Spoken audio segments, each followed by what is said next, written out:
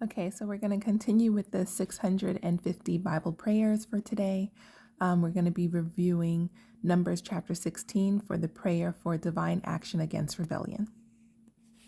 So, in a rebellion similar to the one we saw back in chapter 12, but with Aaron and Miriam, the brothers and sisters of Moses, here in chapter 16, in Numbers 16, some of the Levites challenge Moses' authority, and the results, of course, were catastrophic for the people of Israel. So let's read here about where Korah incites rebellion.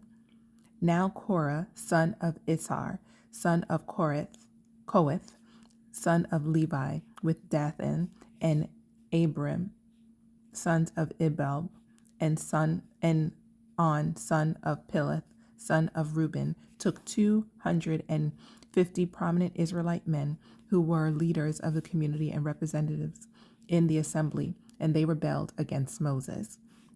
They came together against Moses and told them, "You have gone too far. Everyone in the entire community is holy, and the Lord is among them. Why then do you exalt yourselves above the Lord's assembly?" Continue on verse 4. When Moses heard this, he fell face down. Then he said to Korah and all his followers, "Tomorrow morning the Lord will reveal who belongs to him, who is set apart, and the one who will let and the one he will let come near him being God. He will let the one who chooses come near him. Korah, you and all your followers are to do this. Take fry pans, and tomorrow place fire in them and put increase on them before the Lord. Then the man the Lord chooses will be the one who is set apart. It is you, the Levites, who have gone too far." Moses also told Korah, "Now listen, Levites, isn't it enough for you that the God of Israel has separated you from the Israelite community to bring you near to himself, to perform the work at the Lord's tabernacle and to stand before the community to minister to them? He has brought you near, and all your fellow Levites who are with you, but you are pursuing the priesthood as well. Therefore it is you and all your followers who have conspired against the Lord. As for Aaron, who is he that you should complain about him?" Moses sent for Dathan and Abiram, the sons of Eliab, but they said, "We will not come. Is it not enough that you brought us up from the land flowing with milk and honey to kill us in the wilderness? Do you also have to appoint yourself as ruler over us? Furthermore, you didn't bring us to a land flowing with milk and honey, or give us an inheritance of fields and vineyards. Will you gouge out the eye of these men? We will not come." Then, when you continue on verse 15, then Moses became angry and said to the Lord, Don't respect their offerings. I have not taken one donkey from them or mistreated a single one of them." So Moses told Korah, "You and all your followers are to appear before the Lord tomorrow, you, they, and Aaron. Each of you is to take his fry pan, place incense on it, and present his fry pan before the Lord. 250 fry pans. You and Aaron are each to present your fry pan also." Each man took his fry pan, placed fire in it. I said fry pan, I meant fire pan. Placed fire in it, put incense on it, and stood at the entrance to the tent of meeting, along with Moses and Aaron. After Korah assembled the whole community against them at the entrance of the tent of meeting, the glory of the Lord appeared to the whole community. The Lord spoke to Moses and Aaron, "Separate yourselves from this community, so I may consume them instantly." But Moses and Aaron fell face down and said, God, who gives birth to all, when one man sins, will you vent your wrath on the whole community?" The Lord replied to Moses, "Tell the community, get away from the dwellings of Korah, Danath, and Abram." Moses got up and went to Danath and Abram, and the elders of Israel followed him. He warned the community, "Get away now from the tents of these wicked men. Don't touch anything that belongs to them, or you will be swept away because of all their sins." So they got away from the dwellings of Korah, Danath, and Abram.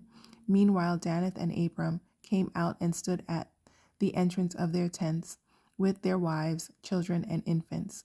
Then Moses said, "This is how you will know that the Lord sent me to do all these things, and that it will not, and that it was not of my own will.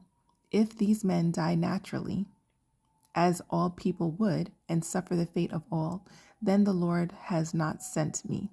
But if the Lord brings about something unprecedented, and the ground opens its mouth and swallows them along with all that belongs to them, so that they go down alive into Sheol, then you will know that these men have despised the Lord."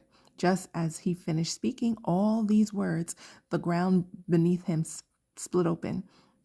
The earth opened its mouth and swallowed them and their households, all Korah's people and all their possessions. Wow. Okay, so they were continuing at verse 33. So they went down alive into Sheol with all that belonged to them.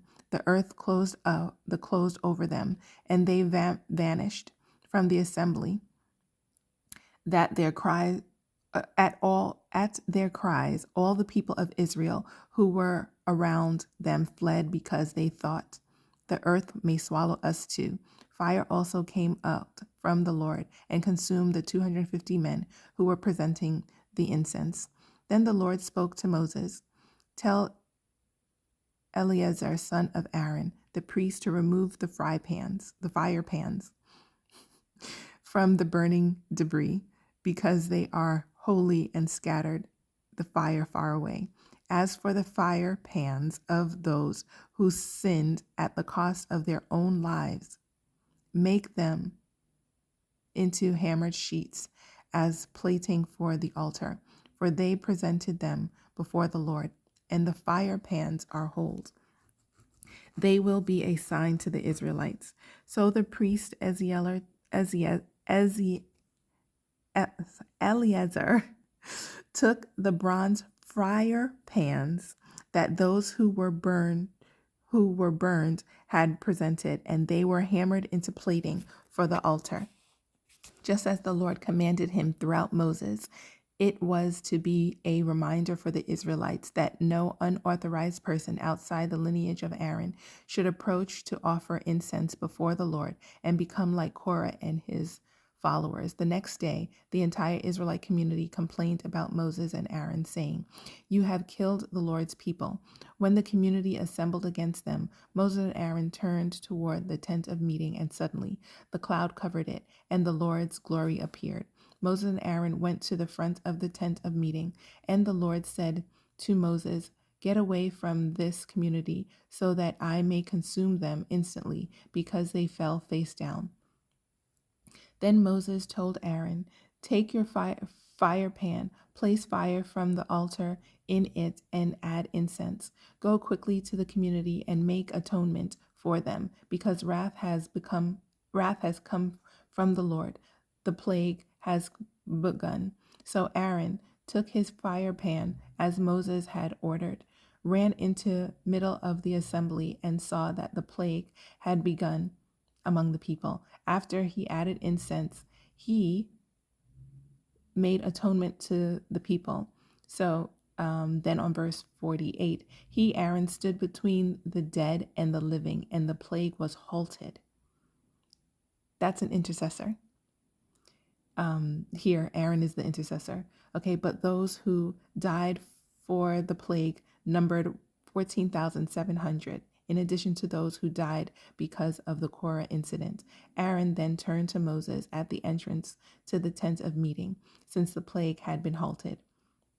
So here we see that the plague that is started can be stopped when you pray to God. So it can be stopped.